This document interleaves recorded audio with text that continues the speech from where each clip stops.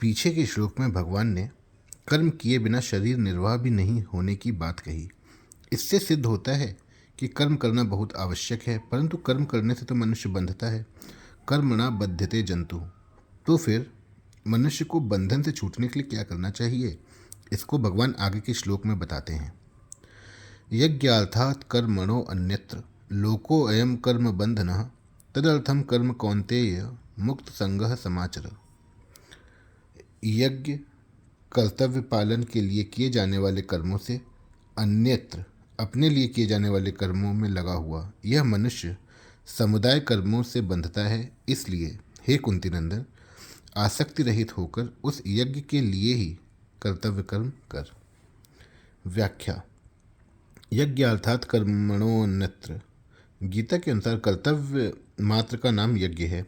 यज्ञ शब्द के अंतर्गत यज्ञ, दान, तप, होम, तीर्थ सेवन, व्रत, वेदाध्ययन आदि समस्त शारीरिक, व्यावहारिक और पारमार्थिक क्रियाएं आ जाती हैं।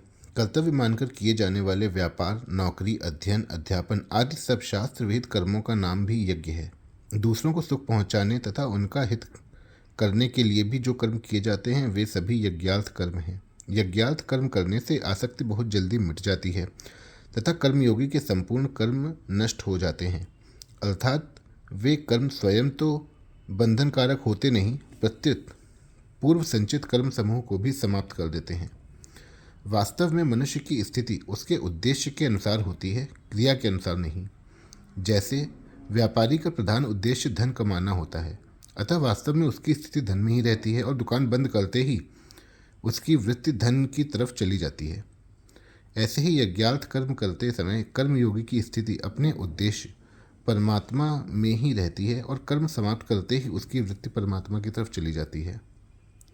सभी वर्णों के लिए अलग अलग कर्म हैं। एक वर्ण के लिए कोई स्वधर्म है तो वही दूसरे वर्ण के लिए विहित न होने से परधर्म अर्थात अन्यत्र कर्म हो जाता है। जैसे भिक्षा से जीवन निर्वाह करना ब्राह्मण के लिए तो स्वधर्म है, पर क्षत्रिय के लिए परधर्म है। इसी प्रकार निष्काम भाव से कर्तव्य कर्म करना मनुष्य का स्वधर्म है और सकाम भाव से कर्म करना परधर्म है।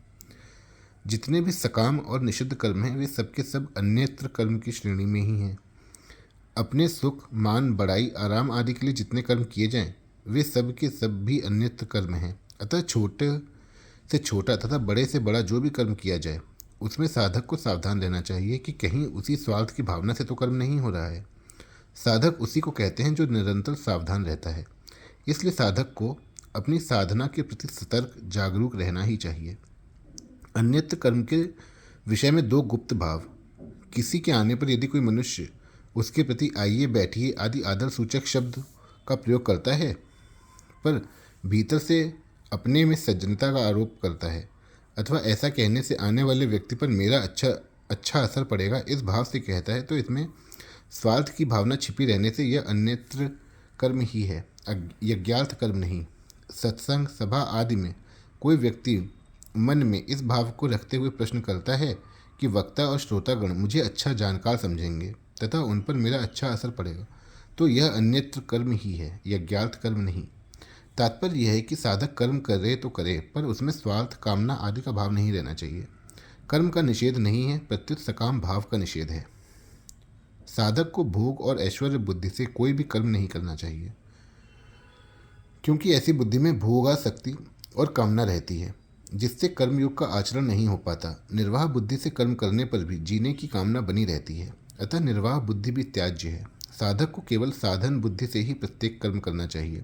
सबसे उत्तम साधक तो वह है जो अपनी मुक्ति के लिए भी कोई कर्म न करके केवल दूसरों के हित के लिए ही कर्म करता है। कारण कि अपना हित दूसरों के लिए कर्म करने से होता है, अपने लिए कर्म करने से नहीं। दूसरों के हित में ही अपना हित है, दूसरों के हित से अपना हित अलग मानना ही गलती है। इसलिए लौकिक तथा शास्त्रीय जो कर्म किए जाएं वे सबके सब केवल लोक हितार्थ होने चाहिए। अपने सुख के लिए किया गया कर्म तो बंधन कारक है ही, अपने व्यक्तिगत हित के लिए किया गया कर्म भी बंधन कारक है। केवल अपने हित की तरफ दृष्टि रखने से व्यक्तित्व बना रहता है। इसलिए और तो क्या, जब चिंतन, ध्यान, समाधि भी केवल लोक हित के लिए ही करें। तात्पर्य यह है कि स्थूल, सूक्ष्म और कारण तीनों शरीरों से होने वाली मात्र क्रिया संसार के लिए ही हो, अपने लिए नहीं। कर्म संसार के लिए हैं और संसार से संबंध विच्छेद होने पर परमात्मा के साथ योग अपने लिए है।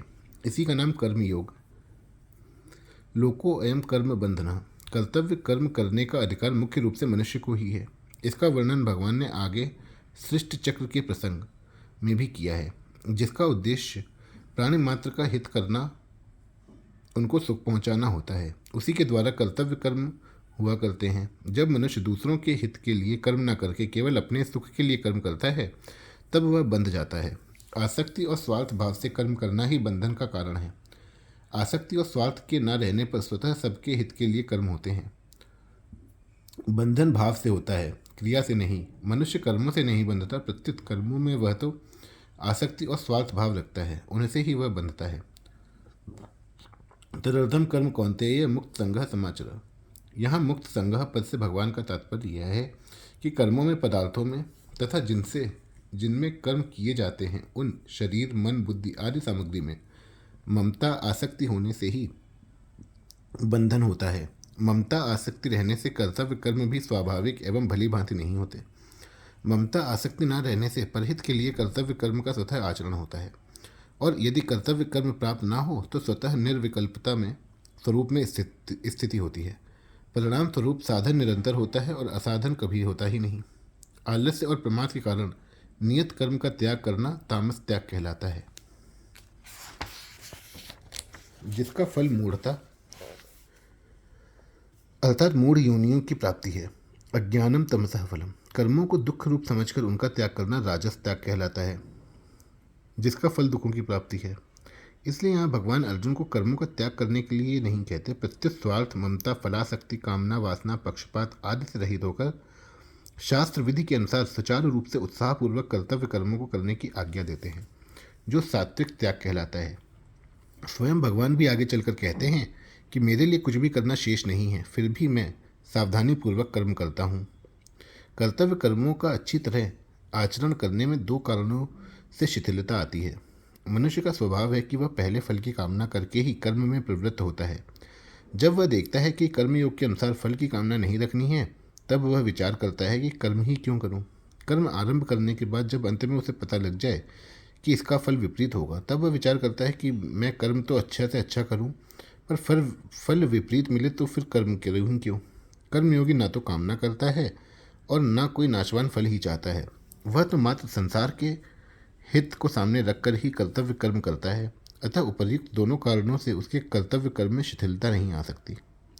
मार्मिक बात, मनुष्य का प्रायः ऐसा स्वभाव हो गया है कि जिसमें उसको अपना स्वार्थ दिखाई देता है, उसी कर्म को वह बड़ी तत्परता से करता है, परंतु वही कर्म उसके लिए बंधन कारक हो जाता है।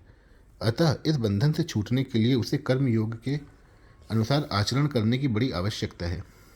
कर्म योग में सभी कर्म केवल दूसरों के लिए किए जाते हैं, अपने लिए कदापि नहीं। दूसरे कौन कौन हैं, इसे समझना भी बहुत जरूरी है। अपने शरीर के सिवाय दूसरे प्राणी पदार्थ तो दूसरे ही हैं, पर ये अपने कहलाने वाले स्थूल शरीर, सूक्ष्म शरीर, इंद्रियां, मन, बुद्धि, प्राण और कारण शरीर, जिसमें माना हुआ अहम है, भी स्वयं से दूसरे ही हैं।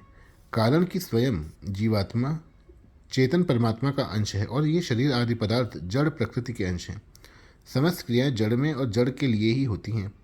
चेतन में और चेतन के लिए कभी कोई क्रिया नहीं होती। अतः करना अपने लिए है ही नहीं, कभी हुआ नहीं और हो सकता भी नहीं। हाँ, संसार से मिले हुए इन शरीर आदि जड़ पदार्थों को चेतन जितने अंश में मैं, मेरा और मेरे लिए मान लेता है, उतने अंश में उसका स्वभाव अपने लिए करने का हो जाता है। अतः दूसरों के लिए कर्म करने से ममता, आसक्ति सुगमता से मिट जाती है। शरीर की अवस्थाएं बदलने पर भी मैं वही हूँ, इस रूप में अपनी एक निरंतर रहने वाली सत्ता का प्राणी मात्र को अनुभव होता है। इस अपरिवर्तनशील सत्ता की परमात्म तत्व के साथ स्वतः एकता है और परिवर्तनशील शरीर, इंद्रियां, मन, बुद्धि आदि के संसार के साथ स्वतः एकता है। हमारे द्वारा जो भी क्रिया की जाती है वह शरीर, इंद्रियों आदि के द्वारा ही की जाती है, क्योंकि क्रिया मात्र का संबंध प्रकृति और प्रकृतिजन्य पदार्थों के साथ है, स्वयं के साथ नहीं। इसलिए शरीर के संबंध के बिना हम कोई भी क्रिया नहीं कर सकते।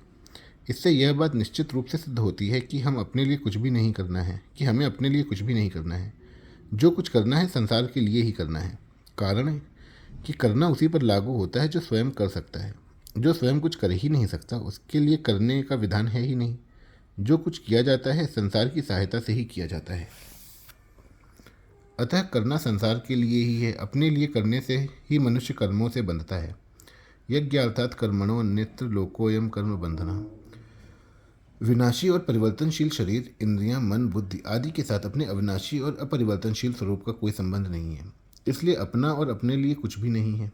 शरीर आदि की सहायता के बिना हम कुछ नहीं कर सकते। इसलिए अपने लिए कुछ भी नहीं करना है। अपने सत्स्वरूप में कभी कोई कमी नहीं आती और कमी आए बिना कोई इच्छा भी नहीं होती। इसलिए अपने लिए कुछ भी नहीं चाहिए। इस प्रकार जब क्रिया और पदार्थ से सर्वथा संबंध विच्छेद हो जाता है, तब यदि ज्ञान के संस्कार हैं तो स्वरूप का साक्षात्कार हो जाता है, और यदि भक्ति के संस्कार हैं तो भगवान में प्रेम हो जाता है। परिशिष्ट भाव। मनुष्य कर्म करने से नहीं बंधता, प्रत्युत अन्यत्र कर्म करने से अर्थात अपने लिए कर्म करने से बंधता है। अतः यज्ञार्थात कर्मणो अन्यत्र लोको एवं कर्म बंधना पदों का तात्पर्य है अपने लिए कुछ नहीं करना है। मनुष्य कर्म बंधन से तभी मुक्त हो सकता है जब वह संसार से मिले हुए शरीर, वस्तु, योग्यता और सामर्थ्य संसार की ही सेवा में लगा दे और बदले में कुछ ना चाहे। कारण कि संसार हमें वह वस्तु दे ही नहीं सकता जो हम वास्तव में चाहते हैं। हम सुख चाहते हैं, अमरता चाहते हैं, निश्चिंतता चाहते हैं, निर्भयता चाहते हैं, स्वाधीनता चाहते हैं, परंतु यह सब हमें संसार से नहीं मिलेगा, प्रत्युत संसार के संबंध विच्छेद से मिलेगा। संसार से संबंध विच्छेद के लिए यह आवश्यक है कि हमें संसार से जो मिला है केवल उसको संसार की ही सेवा में समर्पित कर दें।